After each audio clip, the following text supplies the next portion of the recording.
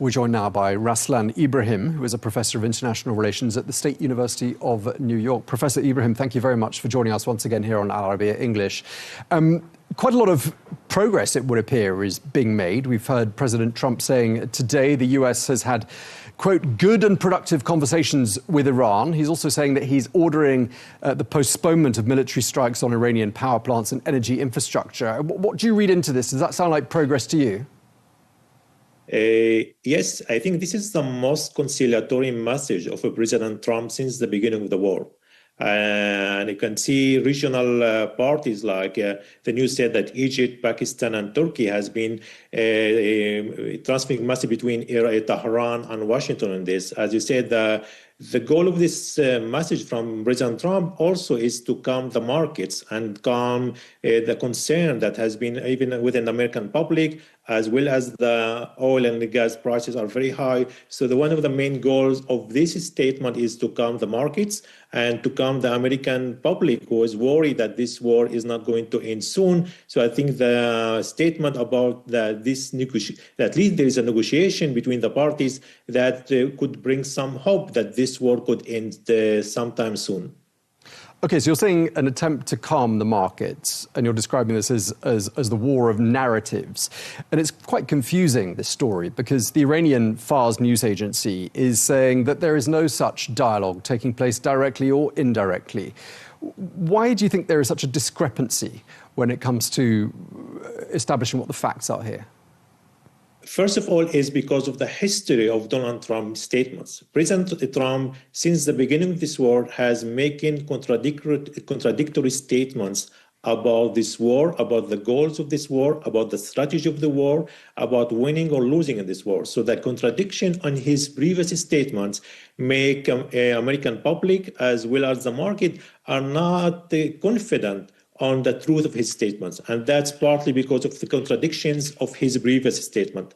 In addition to that, I think the statement that came from Tehran is also part of the war of narrative. This war is not only military, is not only economic, but is also war on narrative. The three main parties of this war, Israel, Iran, and United States, have been engaging in this war of narrative since day one. Each one of these parties try to portray that they are the winner of this war. And they think the statements from Tehran is to show that the Iranian regime is resilient, is still powerful, and is not under pressure. Again, this is part of the narrative and the war of narrative on this war. Okay, Professor. Last week we heard President Trump saying words to the effect that there was no one left to talk to on the Iranian side. He seemed to be implying that so many high-profile individuals had been assassinated by the United States. And now he's saying that there have been these constructive exchanges regarding a complete and total resolution of hostilities. What's your understanding? Who's talking to who? Any names, any individuals? It looked like there is no direct negotiation between Tehran, the regime in Tehran, and the Trump administration. As I said before, it looked like they are regional powers, which is Turkey, Pakistan, and Egypt has been engaging in mediation between these two parties. Before that was Oman was also engaging in mediation between the United States and Iran. I think when it comes to the Iranian regime, it's interesting that despite the assassination of the leadership of this regime sustained its power, and that is partly because, or largely because, of the institutional power. I think the regime in Tehran learned from the mistake of other regimes in the Middle East, like Gaddafi in Libya or Assad in Syria, that to make the survival of the regime is not solely dependent on the supreme powers. Right? So I think that's tell us something about the institutional capacity of the Iranian regime, that even though 3 or 4 weeks of this war, despite the power of the US and Israel, it stays in power. So I think the institutional power here of the regime tell us about why this regime has sustained itself despite all this military power against it from United States and Israel. In addition to that, I think the Iranian regime using what I call economic war, which is affecting the Strait of Hormuz and making the price of this war is very high, to everyone, not only to Israel and the United States, but also to U.S. allies in the region, as well as the oil and gas market. So that put pressure on the U.S. to try to find, at least to negotiate and find a solution to this war. Do you think to some extent the Israelis and the Americans underestimated their adversary here, and they underestimated the sorts of retaliatory measures that Iran is clearly able to take? At least from the Israeli side, I think that the expectation was that the regime could fail after the first few days after the assassination of the leadership of this regime, but it didn't fail. I think it was a surprise of the capacity of the regime to sustain itself, as well as the capacity of the regime to affect the global market and the global economy, as well as the capacity of the regime to hit Israel's cities. Even though 4 weeks from the beginning, we are in the 4th week of this war. So I think that it was kind of underestimation of the regime. The 3 main goals of Israel of this war, regime change hasn't been achieved. Destroying the nuclear capacities of Iran hasn't been achieved, as well as destroying the ballistic missiles hasn't been achieved. So even though U.S. and United States has military supremacy over Iran and has been attacking and weakening Iran regime, but there hasn't been successful in achieving total victory. This is what Benjamin Netanyahu promised the Israeli public: total victory, as reflected in achieving 3 main goals: regime change, destroying the nuclear capacity, as well as destroying the ballistic missiles. So even though Iran is much weaker today than it was 4 weeks ago, and Iran is much weaker today regionally because its allies in the region are weaker, Hamas is weak, Hezbollah is weaker, and Assad regime failed in Damascus. So it's weaker domestically and regionally, but the regime has succeeded to protect itself. And again, when we talk about Iran, we need to distinguish between the 3 main security: security of the regime, security of the state, and security of the people. And the regime has been successful in protecting the security of the regime, even though it is at the expense of the security of the people, of the Iranian people, and the security of the state. The question is whether this regime can sustain itself in the long term after it has been much weaker than it has been ever before.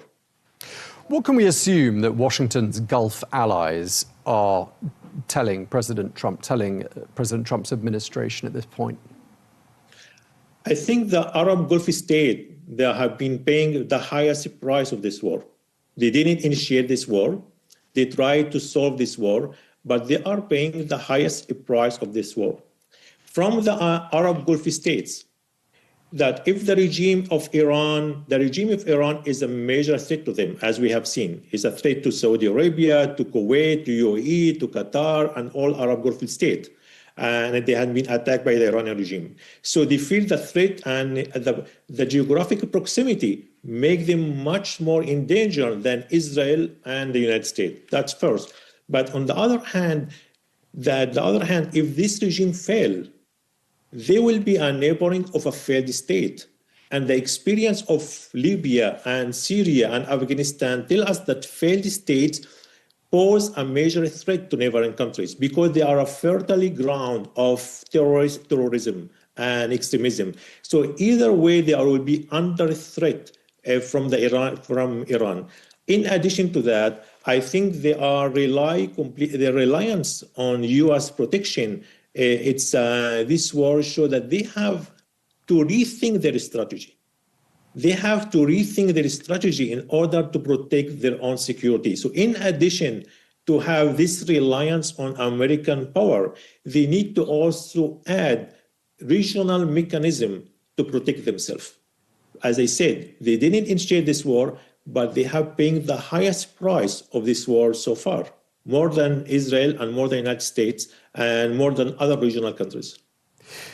So if, returning to the point we were making at the beginning, the dialogue is taking place, and let's suppose it yields some results and the off-ramps are found and somehow the situation de-escalates. Is there an argument that Iran will be longer term a greater danger to its neighbors than it was before as a result of these last 3 weeks, during which they've learnt lessons, and there's an argument that they could come back stronger. What do you make of that line of thinking? Materially speaking, this regime is much weaker now. Israel and the United States has succeeded in weakening this regime dramatically, as well as weakening its allies in the region. But the question is, as a result of this war, who are going to be the leaders of the new regime of Iran? And what is their own ideology as well own strategy? Are the new leaders more radical or moderate? And I think that's a very important question. Second point I would like to make about this question is what this war tell Iran and tell also Arab Gulf states. So Iran used its proxy allies in the region as well as its ballistic weapons to deter attacks from Israel and the United States, but that failed. So what that tell us, what this war is going to tell the Iranian leaders about the nuclear plan? Does this war is going to convince the Iranian leadership to give up on the nuclear plan, or actually to convince them that they need a nuclear plan in the future for their own security? So that's a big question. The second question, that's also for the Arab Gulf states. What is going to be the new strategy and security policy of the Arab Gulf states after this war? Are they going to change in their strategic thinking after this war? Therefore, there's a lot of this war will have an impact not only on the balance of power in the region. The balance of the power in the region had changed dramatically as a result of this war. Iran is weaker, its allies are weaker. Israel and U.S. hegemony has been increased in the region. But I think the other important effect of this war is what is the impact of this war on the strategy of the regional powers and the states in the region? Are we going to see rethinking of their alliances, rethinking of their security strategies at the end of this war?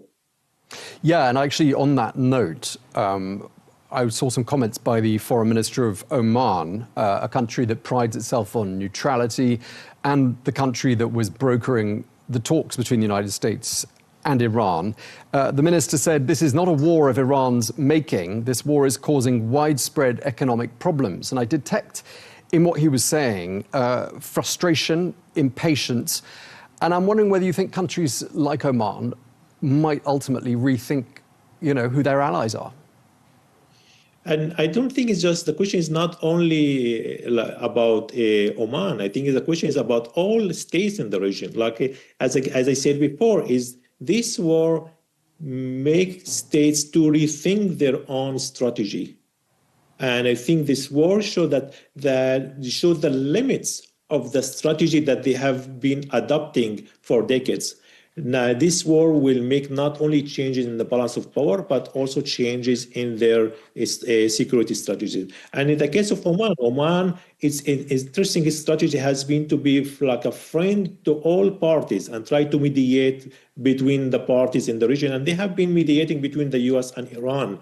And I think the main concern of the Arab Gulf states that this war has significant effects on their own economy, significant effects on their own security, and that tells them to rethink their strategy. They built a strategy since 1990s that they believe that their strategy will protect their own economy, will protect their own security, and will protect their own stability. But this war showed the limits of that strategy. And the question is, what are the changes in their strategy are going to be after the end of this war? Okay, we're going to have to leave it there because we're out of time, but we really appreciate you speaking to us. Raslan Ibrahim, Professor of International Relations at the State University of New York. Thank you very much indeed. Thank you for having me.